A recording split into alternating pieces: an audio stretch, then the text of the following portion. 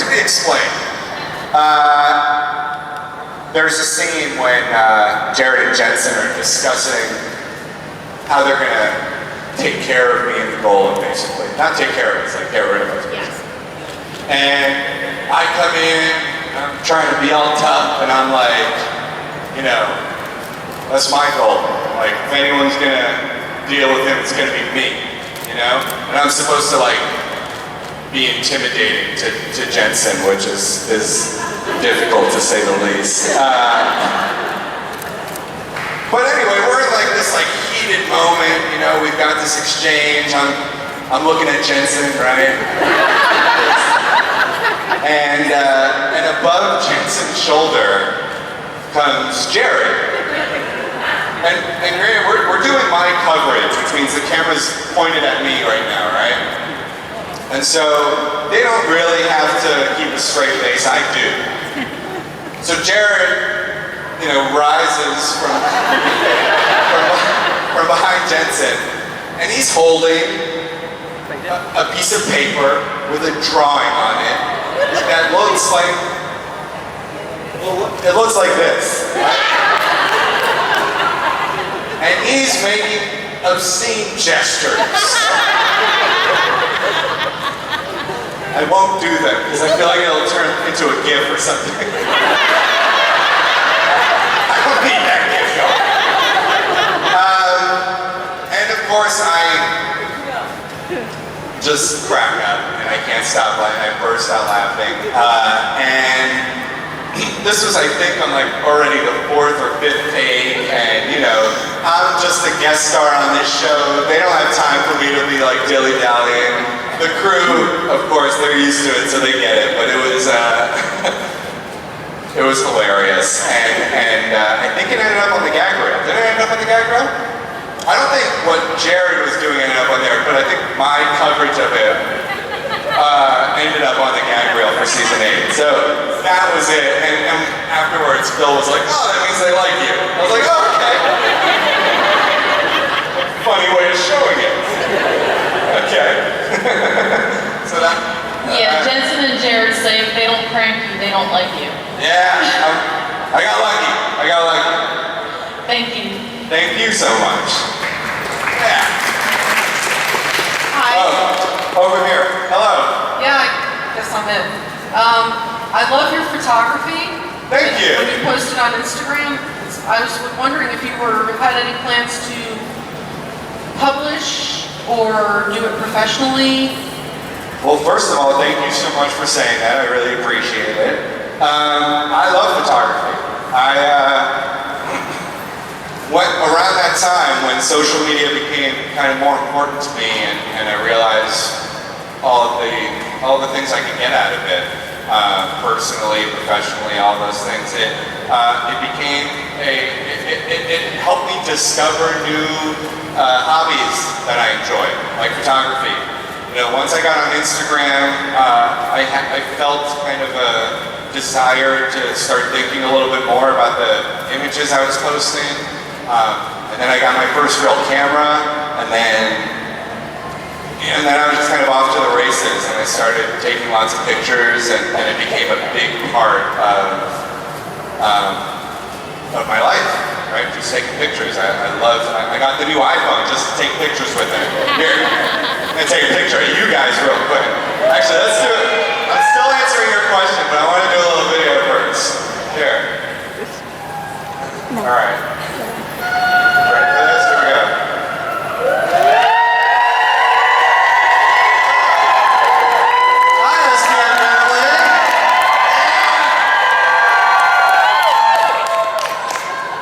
That's for me. All right. So as far as publishing goes, I don't know. I've thought about it. I don't know. There is a part of me that would love to be able to put some of my photography up on my walls, which I haven't done yet, and maybe other people might like to do that too. So yeah, it's something I think about for sure. So if it's something you guys would like, please, again, like tweet me, message me if I feel like a bunch of people would like that, then I would definitely do it. Thank you. Thank you. Hello. Hello, how are you? I'm good. What's your name? I'm Sarah. Hi, Sarah. So I noticed that you reach out on Instagram a lot to your fans, like you're really connected to your fan base. I try to. Wondering if you could like talk about that and the importance of that to you. Yeah, absolutely. Just saying that I reach out a lot on Instagram. Yeah, again, as soon as I dived into, or dove? I don't know how to speak English. Anyway, as soon as I started doing Instagram Live, I started to realize that while other people were really interested in people engaging with them, right? People liking and commenting on their own pictures. Did you lose what I started to realize Is this yours? Instagram is a hell of a lot cooler place when you focus on engaging with other people's content, right? I like Instagram a lot more to see what other people are posting, to like their photos, to comment on their photos. That to me, I found to be a lot more gratifying on Instagram. And the truth is it ends up having a reverse effect too, right? Because you engage with people, they engage with you. And it's a much more communal way of using Instagram as opposed to people who post and, you know, kind of look away and never interact with the people who are engaging with them. You know, to me, Instagram really is a community. It's not just like a website for me to post what I'm up to. I like the fact that we're kind of building a family on there, you know? I like seeing the same names in my comments. I recognize those people. I see their names, I see their profiles, I engage with their stuff. I love that part of it. Sometimes I'll click on a hashtag and just go through some of the photos that I see on that hashtag and like and comment on them because, again, I think that's what Instagram is really for and that's the way it should be used. Everybody agrees, but that's how I like to use it. Yeah. Thank you. Does that answer the question? Yeah? Okay, cool. Hello. Hi, how are you? Good, how are you? Thank you. I wanted to ask, what was your first impression of Jared and Jensen when you met them? They were tall. A lot taller than I thought they were. Usually you meet actors and they're like a foot shorter than you thought they were. I did a movie called Up in the Air, and yeah, oh yeah, I love that movie too. And I thought George Clooney was probably going to be 6 feet, 6'2", something like that. I don't know why. Just in the, you know, when you watch people in the movies, especially when they're leading men, you just assume they're tall. And then I met George Clooney and I was the same height as him. And I thought, yes! Thank God! There's hope. So yeah, Jared and Jensen, I mean, yes, they're tall, but they also just could not have been nicer. They were welcoming. And that was really the biggest thing for me on a show like that, right? It had been on for 8 years at that point. When you are jumping on a set of a show that has been on for so long, and these people have spent almost a decade together, you don't expect to be kind of welcomed. You know, you expect not for them to be unwelcoming, but just for them to kind of be doing their thing. It's a job, they're in, they're out. Hey, how's it going? All right, bye. But I got on that set and they could not have been more just like bringing me in, messing with me, doing pranks and stuff. That is how a guest actor on a show can all of a sudden feel like they're part of the family. And the truth is they're really smart for doing that because it probably makes all these people that visit their show do a hell of a lot better, right? The more comfortable you are, the better work that you do. And so it's nice of them. They are good people, clearly, but it's also so smart of them when you are the leads of a show to make sure, to realize that you set the tone, right? Jared and Jensen truly set the tone for that set. And it all starts with them. And so as a result, everybody on that set is just nice, welcoming, they're ready to work, they don't dilly-dally. but they also have fun, and they're not afraid of that, and they laugh. Those are all things you want to find when you're visiting a set. And so, you know, that's why I think most actors jump at the chance to come back to that show because of the environment that they've created there. Thank you. Of course. Hi.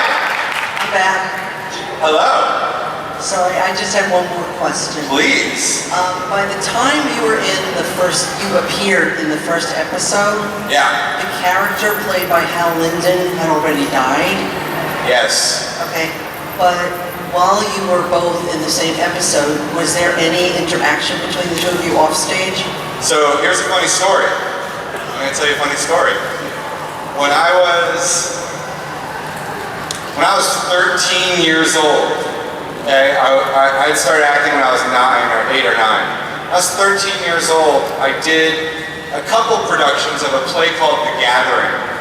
And the first production I did was starring me and this guy named Theodore Bickel, who is amazing, yeah. He was the original Captain Von Trapp in Sound of Music. He did Fiddler on the Roof for like 2,000 performances or something crazy like that. Amazing guy. We did a production of it, and then we were about to do another production of that play going to Broadway. But Theodore Bickel had already signed on to do another thing of Fiddler, another tour of Fiddler on the Roof. So replacing him was Hal Linden. And so when I was 13 years old, me and Hal Linden starred in a play called The Gathering, and we spent months together. And then lo and behold, years later, more than 10 years later, I come to Vancouver, and I'm gonna come guest on this show. And who's playing my grandfather? Hal Linden. And we saw each other at the hotel, and had a laugh about it, because it was just crazy, you know, like, the chances of him playing my grandfather again, ever, were nuts, but over a decade later is even crazier. And so we ended up going to lunch, and getting to reminisce, and talk about that time working together, and yeah, it kind of came full circle, and it's one of those things that makes you feel like you're in the right place at the right time, you know? So, that's my Hal Linden story. I am so glad I asked that question. Yeah. It's a great story. Oh, awesome. Thank you for asking me. Hi. Hi, Evan. What's your name? Cassie. Hi, Cassie. Hi. So I just recently watched Veronica Mars. Yeah. And Veronica Mars. I saw the revival. Sorry? I saw the revival. And Yeah. I was just wondering how it felt to be on that set again. And if you're going back, maybe? Oh man. Well, first of all, I hope I'm coming back. If they do another season on Hulu, that would be amazing. Rob Thomas, who created that show, is a dear friend and a champion of mine, and has been extremely helpful to me as an actor, but also as a writer, and has given me tons of advice over the years, and so I'm very grateful to him. As far as what it was like, I did Veronica Mars, again, over a decade ago. So I had never kind of come back to a character after 10 years.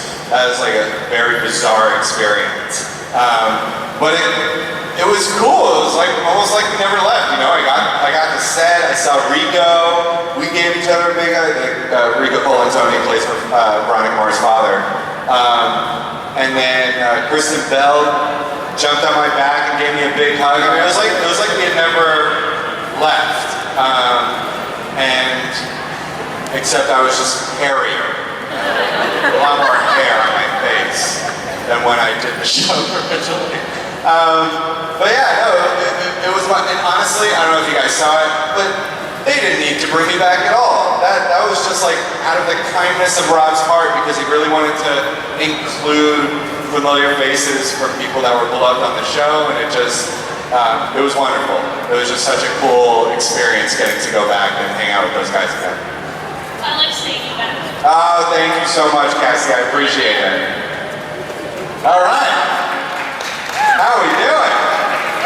I think we got all those questions out of the way, huh? All right. Well, I don't even know how much time we have. Where are my people? Hello? Is it just us now? Now I can tell the real stories. So, let me tell you about the time. Oh, wait, another question. Oh, I was about to say something real juicy, guys. Never mind. No, I'm kidding. I had nothing. Hi. That's what I know. How on earth did you start acting so young? Was your family in Oh, good question. showbiz? So no, my family was not in showbiz. Here's the story. My brother, Gabe, he was incredibly good looking as a child. He's still pretty good looking, but as a child, he had like perfect features. He kind of looked like a girl almost. He was a pretty boy, you know? Where am I going with this? Good question. He got stopped on the street by a producer who was like, hey, you would be great for this commercial I'm producing. And he was like, okay, and why don't you come audition? And so he went and he auditioned for this Sweethearts commercial. And he did not book the role. But he liked what he was doing, wanted to do some more of it. Someone in the building that we lived in New York City was like, hey, you know, I know this talent manager, you should take Gabe and meet with her. She works with kids, and maybe she'll like him. And I heard this and would not shut up and just said, let me go, I just want to see what they do there, I want to go with, blah, blah, blah. I won't say anything, I just want to see what's going on. And so my mom brought me and my brother, and I didn't shut up the entire time. I was just like doing circles around her desk. I was just being a kid. I was 8, whatever, you know, I was being a kid. And she was like, great, I'd love to sign them both and send them on some auditions. And so we both started going on auditions for commercials and little plays and things like that. And eventually my brother stopped doing it. He didn't like it. And I was a doctor. So it worked out for him. And I just kept going. And I'm homeless. So it's worked out for me okay too. No, that was basically how we started. Started going on auditions, did some plays, did some commercials, and yeah, and then the rest is history. I did it there for 10 years and then moved out here to do a play out here. Moved out to Los Angeles to do a play at the Omnibus Theater and stayed there. Been there ever since. Thank you so much. Thank you. Yeah. Yeah. Hello. Hi. What was it like working on Without a Trace? Oh my God, that's a deep cut. You guys watched Without a Trace? Well, I hope you don't remember me from it, because I did not play a nice character. I was actually just talking about Without a Trace because it was the first time that I played one of these characters where like you meet him and you don't really think much of the guy, right? For those that don't know, Without a Trace is sort of like Law and Order, you know, what they call a procedural, case of the week. And so I was the guy, you meet him and you're like, oh, he seems nice. And then like a few scenes later, it's like, oh no, he kills and rapes people, got it. Wonderful. And so on Without a Trace, God, this is horrible. I played a guy who kidnapped a girl and put her in a cage and tortured her. It was horrible. And now, right now, I don't even know if I can say this. I'm working on a show right now, I can't tell you what it is, where I'm playing a similar character. And this is the 5th time I've done it. I did it on Without a Trace. I did it on iZombie. I did it on Bones. I keep. What is it about me? It's the innocent face, but the murderous insides, I guess. They're like, he looks nice, but I bet he would murder somebody if the time came. The eyebrows? All right. Okay. Oh, hello. Hey. Clay Dix, ladies and gentlemen. Clay Dix. Put your hand together for the country's daughters of Clay Dix. Well, we were just wrapping up here, guys. Well, I was about to tell the really juicy stuff, but I guess I'll, no, I'm kidding. I, again, have nothing. I feel like we should wrap this out with a rock solid, only can be done by this man, Clay Dix song. Let's do it. Ladies and gentlemen,